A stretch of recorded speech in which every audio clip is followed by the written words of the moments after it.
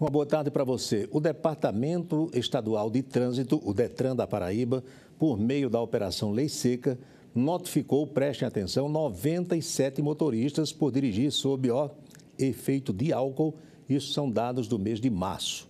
Esse balanço foi divulgado ontem pela Divisão de Policiamento e Fiscalização do órgão estadual de trânsito da Paraíba. E, de acordo com o balanço mensal, foram realizados 858 testes de bafômetro, que resultaram na apreensão de 81 carteiras de habilitação, carteiras de motorista, e na remoção de pelo menos 18 veículos para os pátios do DETRAN.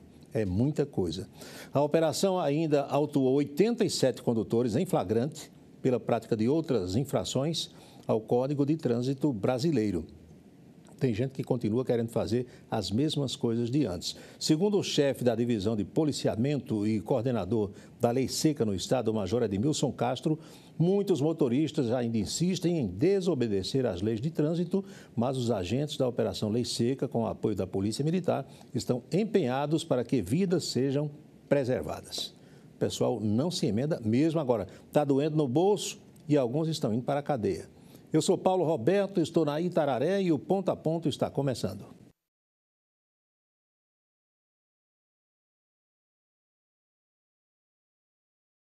O presidente da República, Jair Bolsonaro, disse ontem, em mensagem publicada no Twitter, que o Ministério da Economia estuda reduzir impostos das empresas para gerar empregos, competitividade interna e também no exterior, além da redução do preço dos produtos.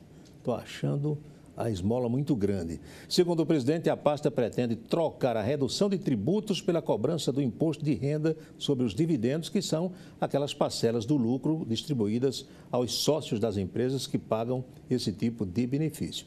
Que o governo precisa fazer alguma coisa para tentar reaquecer a economia, todos nós sabemos que precisa. Agora, se é isso aí, só o tempo é que vai dizer.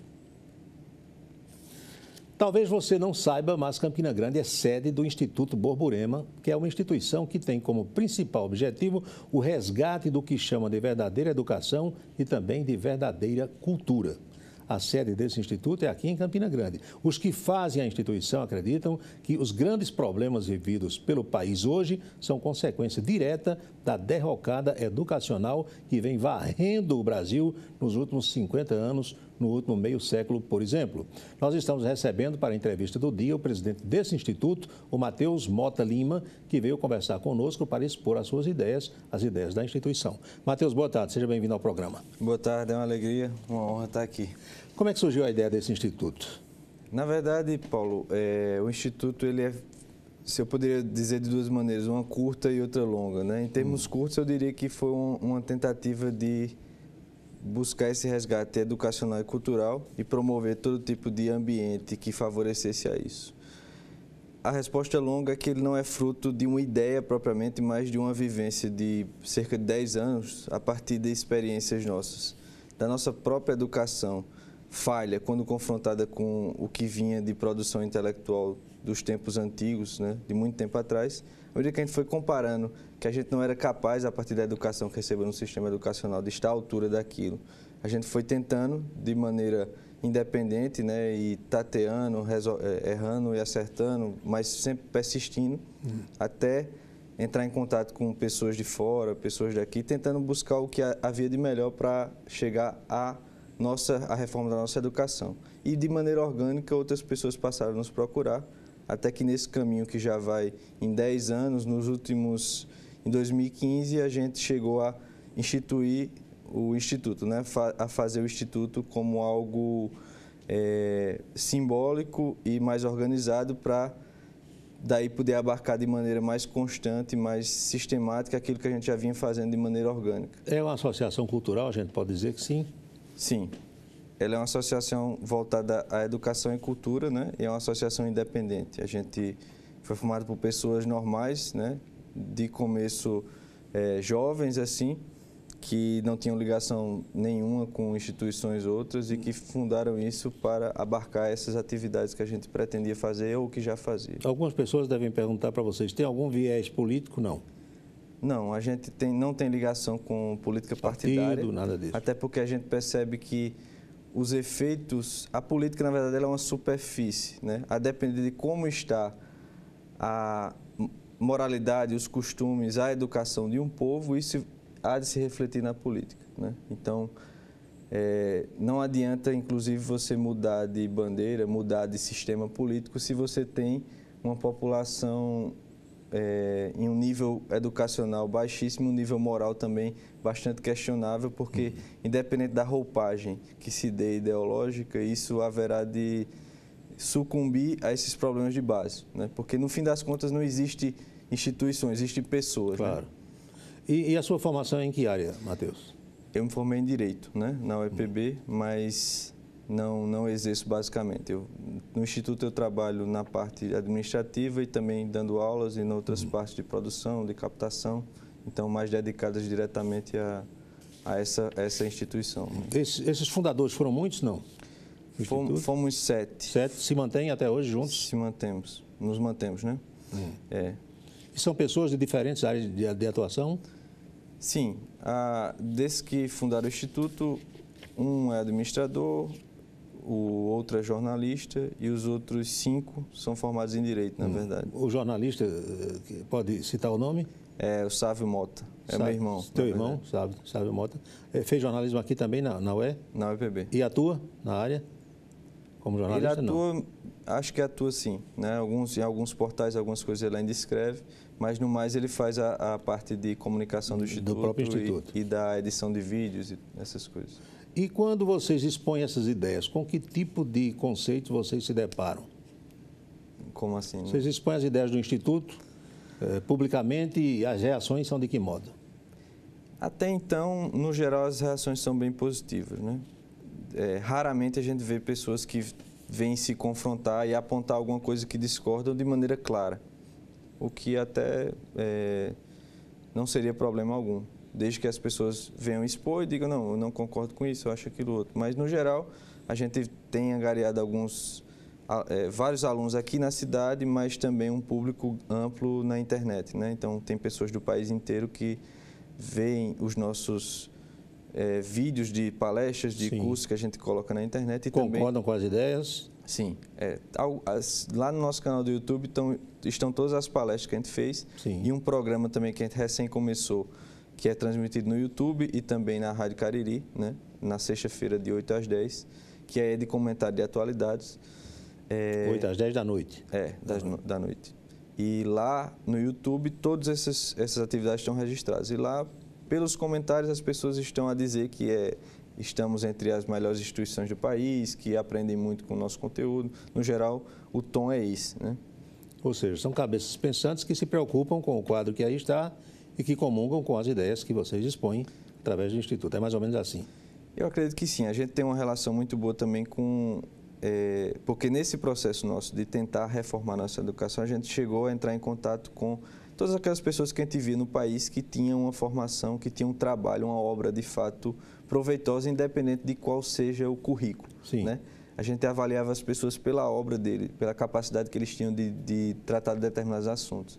E a gente percebia que certos assuntos não estavam sendo bem expostos, nem pelas universidades, nem pela mídia, e a gente queria trazer pessoas que pudessem ajudar a dar uma luz sobre o assunto, né? E a gente começou uma série de palestras desde 2015.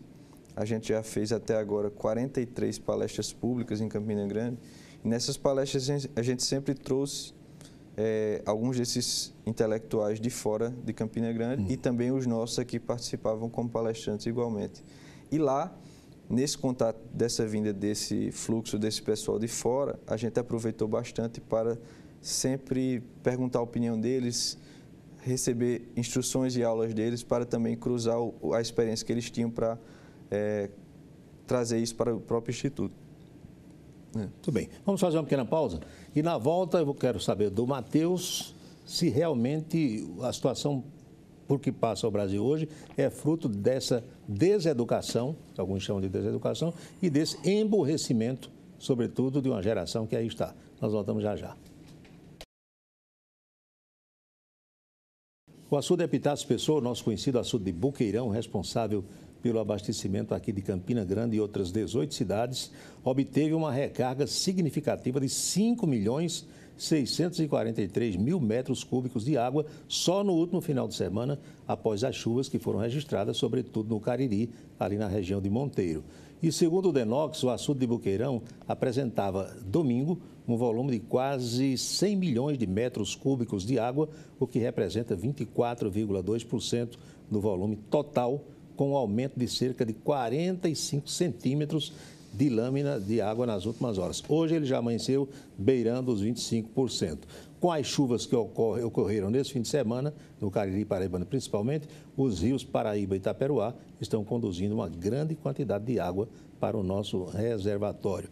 Aliás, falar em chuva, deu uma chuva agora de manhã, madrugada e manhã de hoje, na região da Chapada Diamantina, na Bahia, onde várias cidades estão debaixo d'água. Jacobina e aquela região inteira por ali, o pessoal sofrendo bastante. A gente vai ao segundo bloco do bate-papo de hoje com Matheus Mota Lima, que é do Instituto Borborema. Como é que foi a escolha do nome do Instituto? Homenagem à região mesmo, aqui, ó, à Serra da Borborema? Exato. A gente tem um conselho do nosso professor Olavo de que a gente precisa cavar onde está, né? Então, Olavo de Carvalho, que está lá nos Estados Unidos, o muso do Bolsonaro. Não é bem isso não, mas... Digamos que sim, é. Há um bom tempo atrás a gente assistiu algumas das aulas dele, né? E o que ele vem nos dizendo é isso. É necessário que você parta de onde você está, né? Que você compreenda as raízes daqueles que lhe antecederam e, portanto, são os seus antepassados que legam a você o que você tem hoje. E a partir daí é que você pode construir algo. A partir desse conselho a gente começou a justamente buscar as raízes que temos aqui em Campina Grande, na Paraíba, e um dos eventos, o principal que nós temos de palestra, chama-se Jornada Quebra-Quilos, né? Em homenagem à revolta de Quebra-Quilos, que nasceu aqui na Feira de Fagundes, né? E se alastrou pelo Nordeste, e que foi uma revolta genuinamente popular contra esse tipo de opressão governamental, de carga tributária, de altos impostos e coisas do tipo. Então, Matheus, vocês entendem que os principais problemas que nós vivemos hoje advêm dessa falta de educação das pessoas ou da educação ministrada de forma equivocada nos últimos anos, é isso?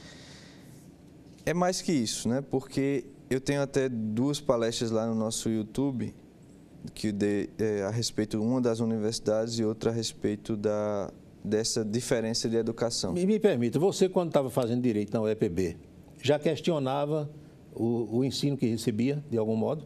Sim. Mesmo sendo um curso de direito? Sim. Por volta do ano de 2009, né, eu entrei lá em 2006. Por volta de 2009 foi que eu comecei esse processo de comparar, de estudar coisas antigas, né? Sim. Ir para autores mais longínquos, e eu percebi que minha instrução, embora tivesse vindo externamente, você pode avaliar que minha instrução foi boa. Eu fui de escolas privadas de bom nível e depois fui para a Faculdade de Direito, que é uma das mais concorridas. Sim. Né? E, no entanto, quando eu me deparei com autores antigos, eu vi que eu não tinha qualificação para lê-los, né? Eu não conseguia compreendê-los, ninguém nunca me havia ensinado isso. Então, e essa deficiência vinha do que você recebeu desde o básico, desde isso? o básico e também na própria academia? Na própria academia, não era suficiente, né? Então, mas como eu dizia, nessas palestras eu falo que o problema não é que a educação entrou em derrocada somente, né? O problema é que esse fenômeno que a gente chama de educação, ele não é a mesma coisa do que se chamava de educação, por exemplo, na Grécia Antiga, na Roma Antiga, na Idade Média. Mas onde é que se ministra ensino daquela forma hoje no mundo? Não, pois bem. E as coisas vão evoluindo, né? Você sabe que vão evoluindo. Ou não, né? Ou não. Para melhor ou para pior, né? Mas o fato é que eu não estou nem discutindo esse ponto. Eu só estou dizendo o seguinte: existia um fenômeno histórico cujo nome foi dado de educação, né? E quando a gente avalia esse fenômeno e compara com o que hoje se chama de educação, a gente vê que é um fenômeno distinto. No entanto, se chama desse fenômeno distinto do mesmo nome do outro fenômeno. Então, isso é um problema, em primeiro lugar. Mas isso talvez não seja um privilégio brasileiro. Não é. Na verdade, isso é um movimento mundial, né? O que acontece é o seguinte: nessa palestra eu falo que se a gente tratar de 4 coisas básicas, que é a finalidade, os requisitos do professor, o método e o conteúdo, e você comparar o que acontece hoje, principalmente na primeira educação, né, mas o que acontece depois também, com o que acontecia antes, você vê que é outra coisa totalmente. Eu observo que há muitos questionamentos, por exemplo, no que diz respeito a conteúdo. E vários jovens já chegaram para mim e disseram, rapaz, isso aqui eu aprendo para quê? Eu vou empregar isso em quê mais tarde, na vida prática? Tem isso mesmo? Com certeza.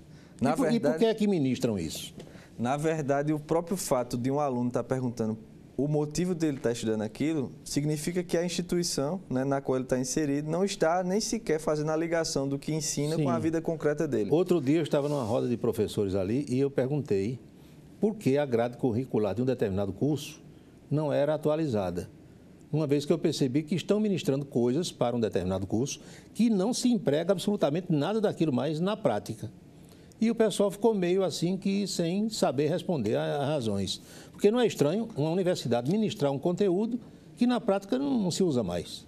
Sim, há uma desconexão muito grande de várias instituições educacionais, de muitas, da grande maioria, na verdade, com a realidade concreta, né? Então, isso que você está falando.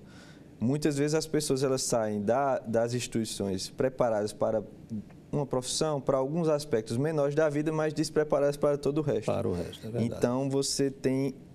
E esse seria um papel também da academia, né? Não preparar apenas para aquela profissão específica, mas para a vida, né? Isso aí é isso que eu estava dizendo, né? Quando surgiu a educação, se tinha essa noção, em primeiro lugar, de que a finalidade ela deveria ser da educação, do sistema do processo educacional, seria formar uma pessoa mais integrada possível, ou seja, que tudo aquilo que ela conhecesse ajudasse a ela ser, a ela agir, e tudo aquilo que ela agisse firmasse o que ela sabia, ou seja, que desenvolvesse uma pessoa mais harmônica e o mais integrada possível. Agora, o curioso é o seguinte, hoje a gente tem muito esse afã de novidade e de mudança, né? Hoje as coisas se vendem muito para dizer assim, isso aqui é o mais novo, é o moderno, né? E tal. Mas, veja só, educação é algo que é muito complicado, porque o efeito é uma vida humana, né? O processo educacional vai legar uma determinada modelagem de um ser humano. E o sujeito vai com aquilo pro resto da vida, né? Exato. E você só vai perceber os efeitos muito tempo depois, 10, 15, 20 anos. Porque na hora em que se está aprendendo aquilo, a maioria não tem noção de que aquilo pode ser o certo ou o errado, não é verdade? Você pode, por exemplo, colocar seu filho numa escola e você só vai ver os efeitos no seu filho daqui a 15 anos, quando talvez seja tarde demais, ou seja muito dificultoso você reverter o quadro. Agora, pelos seus estudos e observações e dos seus colegas, o Brasil um dia esteve no rumo certo nesse campo? Já esteve? Ou sempre foi assim, a água me leva, a água me traz? O Brasil, na verdade, sempre teve muitos problemas porque ele já pegou um processo de derrocada civilizacional do Ocidente. Sim. E, ao mesmo tempo, ele teve uma construção artificial de Estado. Mas, né? Como você diz assim, nos últimos 50 anos a coisa vem ruim, significa dizer que para trás vinha ou boa ou mais ou menos? É porque havia ainda resquícios disso que eu falei que era educação, né? Mesmo que não de maneira consciente. Mas o que eu queria dizer é o seguinte, veja que a gente ainda está nessa mudança constante, esse afã de dizer, não, isso aqui é novo, como se fosse bom. Mas primeiro que você só mede a educação, um processo educacional, pela pessoa que sai daquele processo. E isso só vai ser medido com muitos anos à frente. E muitas vezes se o professor responsável por educar aquela pessoa foi culpado de uma má educação, ele já morreu, e você não pode nem culpá-lo mais. Não tem como punir mais. Quando você for descobrir. É verdade. Então, o que acontece é, os antigos e os medievais, ou seja, se você pegar um período de 2000 anos, você tem Grécia Antiga, Roma Antiga, Idade Média, são povos, são religiões, são etnias diferentes, mas o pessoal conservava... Mantinha aquela linha educacional. Isso é incrível para a gente que tem esse afã de novidade. Você vê que vários povos diferentes, e de tempos diferentes, de lugares diferentes, de raças diferentes, de religiões diferentes, eles tinham o cuidado, justamente por saber que a educação vai causar um efeito profundo no ser humano, eles tinham o cuidado de aproveitar ao máximo tudo que vinha. Existia uma espécie de padrão, né, que vinha sendo seguido, digamos assim? O respeito A metodologia correta, seria isso também? Não. Também, né? Mas não só isso. Tanto a questão, como eu falei, da finalidade, da metodologia, do conteúdo e dos requisitos que tinha-se para se ter um professor, né? Então, Você quer dizer, em outras palavras, eles estão me avisando ali que está na hora de acabar esse segundo bloco, que tem professor despreparado. Sim, com certeza. Aos montes. Se eu for citar o dado do INAF, né? INAF é o Índice Nacional de Analfabetismo Funcional, Sim. feito pelo Instituto Paulo Montenegro, a pedido do próprio MEC. Sim. Ele diz que 92% da população é analfabeto funcional. E 84% dos que trabalham com educação também o são. Eu gostava muito de conversar com o saudoso tribuno Vital do Rego, nosso saudoso reitor da Universidade Estadual da Paraíba. E o doutor Vital, quando encontrava alguém que a gente considerava catedrático em determinada área, o doutor Vital dizia assim: essa pessoa é apenas razoavelmente alfabetizada. As tiradas do doutor Vital, que tinha lá as suas razões. A verdade é que no Brasil de hoje tem muita gente ensinando o que não sabe. Como é que eu, Paulo Roberto, que nunca entrei na cabine de um avião para sentar na cadeira do piloto, eu vou decolar um Boeing 737-800 aqui do aeroporto de João Suassuna? Jamais vou conseguir, porque eu não sei. Agora, em salas de aula pelo Brasil inteiro, você encontra gente dando aula de física, de matemática, de química, que não sabe. Gente que não se preparou para aquilo. Então, estamos aí com essa geração altamente burra. Nós voltamos já já. Nós estamos de volta com o Ponto a Ponto agora para o seu último bloco desta terça-feira, dia de visita ministerial aqui em Campina Grande. O ministro da Cidadania, Osmar Terra, já está em Campina Grande. A Prefeitura Municipal, através do seu departamento de jornalismo, nosso colega Marcos Alfredo, informava ontem que, por orientação do Palácio do Planalto, não haveria entrevista com o ministro. Mas o ministro chegou acompanhado da primeira-dama do Brasil, Michele Bolsonaro. Está visitando instituições aqui, trabalho social feito pela Prefeitura Municipal. Então, isso vai repercutir mais tarde nos portais, nos telejornais, é o caso aqui do Jornal da Itararé, e tudo isso você vai conhecer logo mais nessas notícias. É o segundo ministro, salvo engano, do presidente Bolsonaro que visita Campina Grande. O Mandetta da Saúde já havia estado aqui, agora chega o da Cidadania e acompanhado da primeira-dama, Michele Bolsonaro. Matheus Mota Lima, a gente começou a conversar aqui nos bastidores e descobriu que temos laços familiares, né? Você é neto de um primo meu, família Mota Florente, que veio de Caruaru para cá, né? E a sua avó foi minha professora, tá vendo aí? Chegou a estudar com ela? Não. Mas sabe que ela ensinava, né? Tinha uma escola particular em casa. Sei sim, eu acho que ela se cansou no tempo que eu tinha nascido e desistiu dela. Foi uma das minhas primeiras professoras, professora Josete, lá em José Pinheiro, ali por trás da igreja de São José. Então, há essa preocupação de vocês com a educação que é ministrada no Brasil. E vocês veem solução para isso, Matheus? Eu não vejo solução em larga escala, né? As pessoas esperam, por exemplo, de governo, diga assim, vamos decidir quem é o ministro do MEC ou vamos resolver tal política educacional nacional, e eu não vejo solução para isso nesses moldes, né? Até porque a educação, como eu falava, ela é própria da formação de um ser humano. Isso se dá de maneira mais completa através da relação do professor com o aluno, de uma maneira mais dedicada possível, de modo que ele conduza, até a palavra educação vem de conduzir para fora, do latim, né? Ou seja, de modo que ele leve aquelas potências, aquelas possibilidades do aluno ao máximo. Então, isso é o tipo de coisa que não se dá para fazer de longe, nem em larga escala, e muito menos quando o professor não tem essas capacidades nele. Então, como eu falava, a gente tem, segundo o próprio dados do INAF, 84% dos que trabalham com a educação como analfabetos funcionais. Tem até uma palestra no nosso YouTube lá que chama-se O Dever de Educar-se, que trata desses dados ao longo da palestra inteira, demonstrando que eles são verdadeiros e quais as implicações disso. Então... O ministro Vélez Rodrigues está aí. Qual é a sua opinião sobre ele? Tem capacidade para o cargo? Como intelectual, ele parece ser bem capacitado, ter um currículo bem interessante e obras bem interessantes. Agora, pela atuação que ele vem tendo e eu venho percebendo... a realidade brasileira está diferente daquelas coisas que ele fala, não sei bem. E por que o presidente não convidou um educador brasileiro? Tem tanta gente capacitada. Se eu estivesse no lugar de Bolsonaro, eu já disse aqui, sabe quem seria meu ministro da Educação? Sim. Paraibano Moacir Carneiro. Figura extremamente preparada. Trabalhou no próprio MEC já em alguns governos, é consultor do MEC, tem trabalho pelo Brasil todo. Não sei nem se ele está trabalhando para o governo. Não posso opinar porque eu não conheço. Foi reitor da nossa universidade aqui também, da Regional do Nordeste. Eu acho que o problema aí, em termos de a administração de um ministério não vem tanto... tem tanto o lado intelectual, mas tem o lado político também. Sim, mas já 13 pessoas saíram. Quer dizer, parece que o problema está no ministro, porque ninguém quer ficar perto dele. Na verdade, eu acho que o MEC, o dever do MEC é diminuir seu poder, né? Quanto mais eles diminuírem seu poder, mais... Mas tem que ter alguém que comande a educação, não tem? Para dar o norte das diretrizes? Não, eu acredito que, na verdade, toda a educação do Ocidente ela surgiu dessa liberdade que tinham os alunos de procurarem os mestres que demonstravam com sua vida. Sim, mas eu digo, para um obra. governo qualquer, isso é no mundo todo. Tem que ter um ministério que seja responsável pela educação.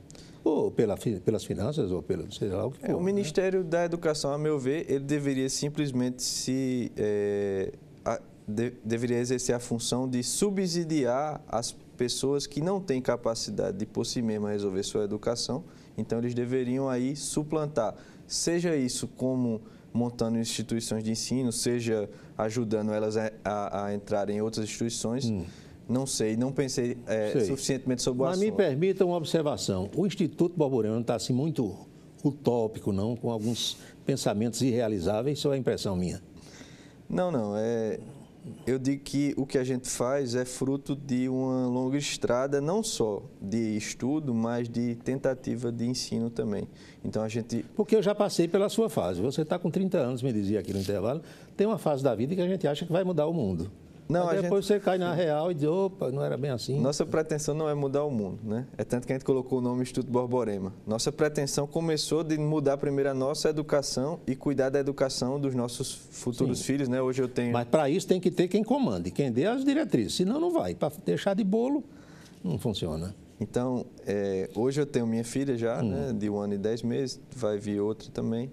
Você que vai dar as diretrizes, talvez, da educação dela. Não, nesse sentido, tem que ter alguém que comande. Não estou falando que é uma coisa livre. No Ministério tem que ter também um ministro para dizer, olha, é assim que eu quero, você vai voltar a fazer cópia, ditado, caligrafia, como eu fazia lá com a sua avó, para aprender, porque o povo hoje não sabe mais escrever.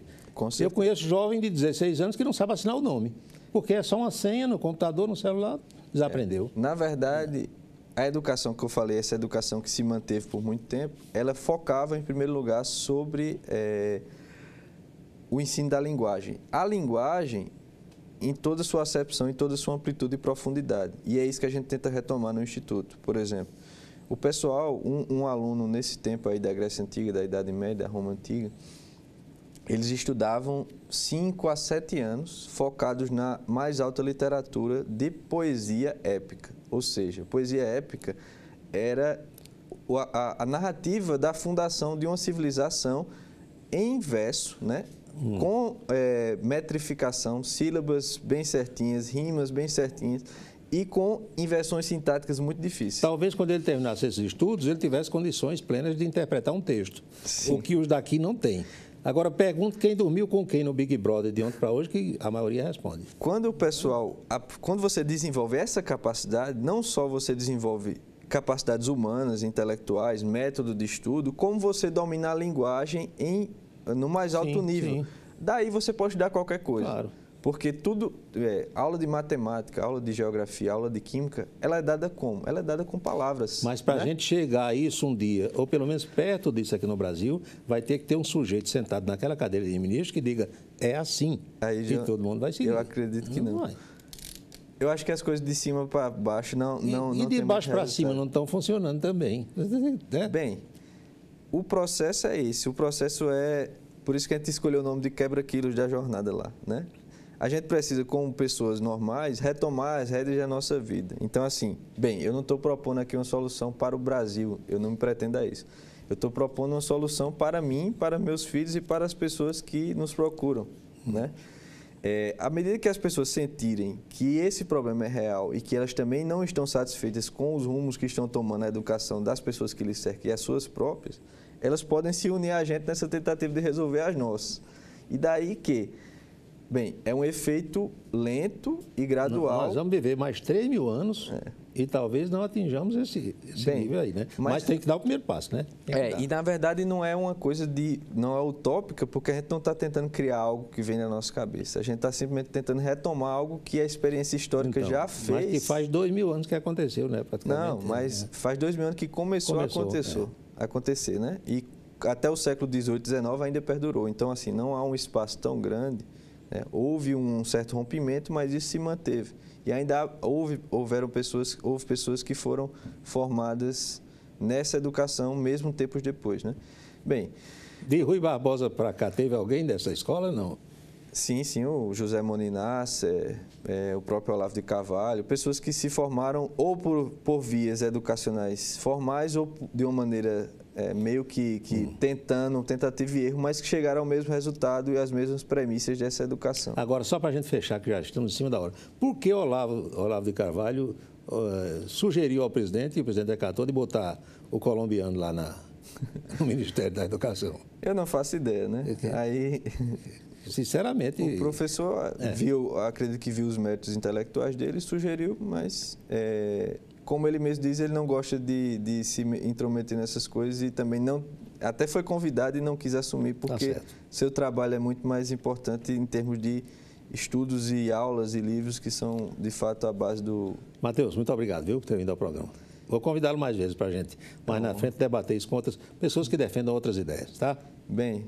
foi um prazer e estamos aí de portas abertas para explicar o que a gente vem fazendo, falar um pouco, e quem quiser nos conhecer, temos lá nosso canal no YouTube, Instituto Borborema, temos o nosso Facebook, o Instagram e também temos uma sede na Rua Zé Lins do Rego, na Palmeira. Muito bem. Vamos à última de hoje. É impressionante como temos ainda alguns políticos que são verdadeiros urubus. Não acredita? Meu amigo, é a desgraça acontecendo e esses caras querendo tirar proveito. Nesse caso de ontem na Universidade Estadual da Paraíba, não foi diferente, porque apareceu de gente para tentar tirar proveito político da história. O povo elege, muitas vezes reelege certas figuras que depois acabam decepcionando, mas faz parte do jogo democrático. Eu quero agradecer sua atenção, sua companhia e fazer um convite para que estejamos juntos amanhã, logo após o meio-dia na Itararé. Fale com a nossa produção, sugerindo temas para abordagem no programa. Nos assista em todas as plataformas digitais, incluindo o Facebook. E as notas divulgadas aqui vão para o blog do Paulo Roberto, que é esse aí, camisa10.net.br. Vem aí os desenhos animados educativos para a gurizada que assiste a Itararé. Boa tarde para você, grande abraço e até amanhã.